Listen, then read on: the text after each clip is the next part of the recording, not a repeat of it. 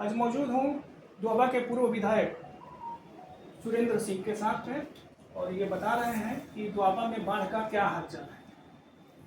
ऐसा है, पत्रकारित बलिया विधानसभा क्षेत्र तो बलिया जिला में सबसे ज़्यादा बाढ़ प्रभावित क्षेत्र होता है, लेकिन इस बार प्रशासन की जो संवेदना है बहुत अच्छी है।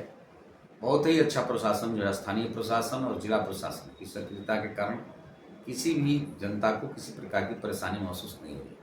और हम सबको भी, हम जो जनप्रतिनिधि हैं, सामाजिक जीवन के कार्यकर्ता हैं, तो हम सबको भी कुछ कहना नहीं पड़ रहा है। प्रशासन हम सबकी भावना के अनुरूप बल्कि एक कदम आगे ही अपना सेवा कार्य कर रहा है।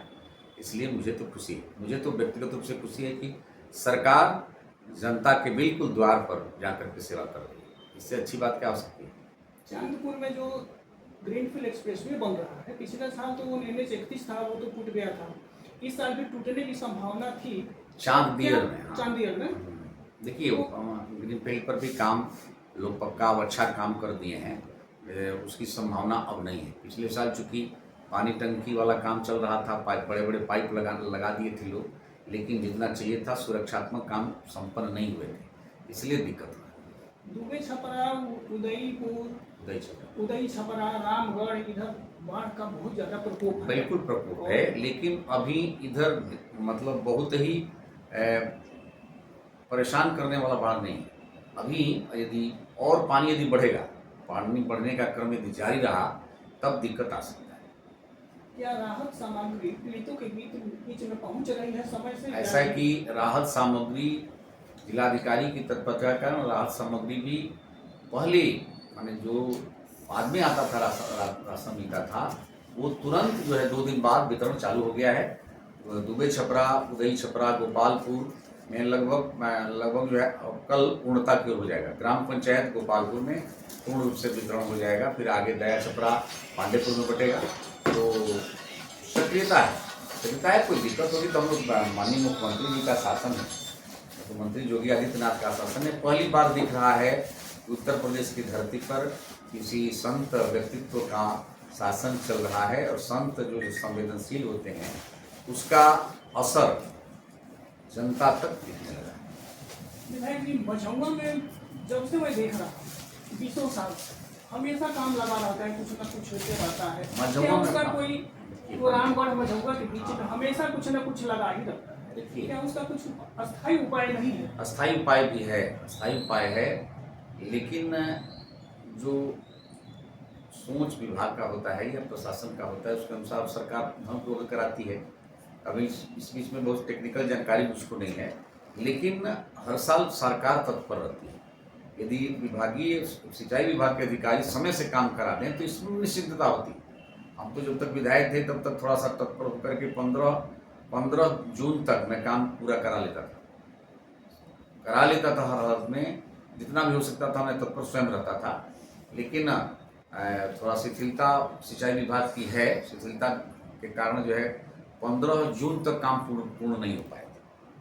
लेकिन इस समय बाढ़ जो विपत्ति काल में शासन का धर्म होता है, वो हमारी सरकार पूरी कर रही है। हमारे जिलाधिकारी, हमारे स्थानीय उप जिलाधिकारी, तहसीलदार सब लोग लगे हुए हैं। एक जगह केवल डेंजर जोन है, जो है आपके चक्की नवरंगा में पूर्वा है, नवरंगा बगल छपरा का एक पूर्वा है जो 200 मकान का गांव है, वहीं पर थोड़ा सा रिस्क है। परमात्मा जाने क्या, वहाँ तो कुछ मकान भी ढहे हुए हैं। 10-12 मकान अपने उत्तर प्रदेश वाले कटान से प्रभावित हो गए, फंस गए। और जो जवही है, जो जवही क्या जवैनिया, पूरा गांव साफ हो गया। बिहार का जो काम हुआ था, हमारे यहाँ तो सामान्य काम हुआ है, प्रोजेक्ट पास नहीं हो सका।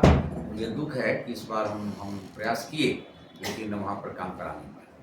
विधायक जी, बिहार की विभिन्न में जिनका मकान गंगा नदी में विलीन हो गया है, क्या आप शासन से मांग करेंगे कि उनका मकान बनवाया? शासन नहीं है, हम आपको जानकारी दे दें कि हमारे पूज्य योगी आदित्यनाथ जी ने पहले से ही व्यवस्था दे दिया है। जिसका भी मकान गिरेगा उसको अब तो कर दिए हैं शायद 3 लाख रुपए का प्रोजेक्ट, जमीन और प्रोजेक्ट साथ साथ मकान बना के मिल रहा है।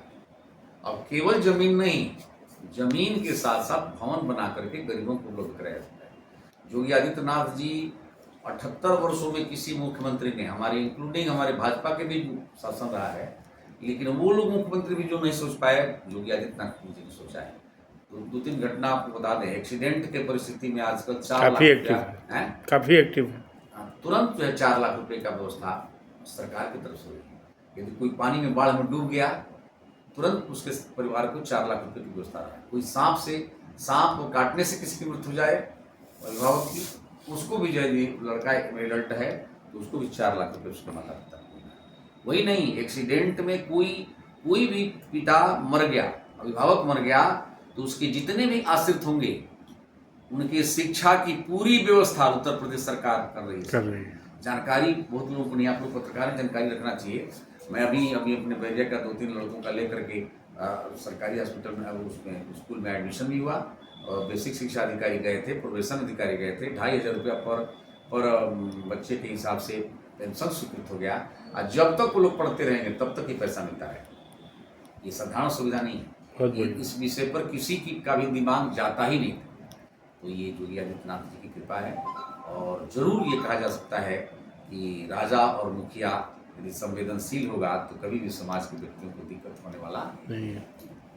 बहुत बहुत धन्यवाद। ये थे दोबा के पूर्व विधायक सुरेंद्र सिंह जी, जो अपनी बात बेबाकी से रख रहे थे।